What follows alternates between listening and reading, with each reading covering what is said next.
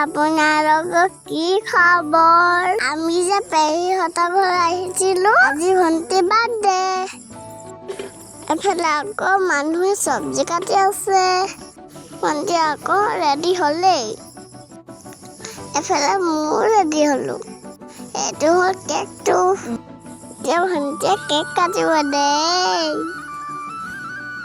Happy birthday to you. Happy birthday to you. Happy birthday. Namu ki kasturi. Happy birthday to you. Cake লগাই ভণ্টি মুখখন কি কৰিলে? এইফালে মোক কেক খোৱালোঁ।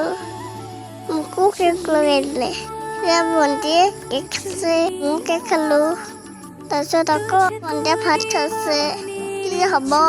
তাই একেবাৰে নিজে খাব লাগে। তাৰপিছত ময়ো ভাত খালোঁ। আজিলৈ আহিছোঁ, বাই।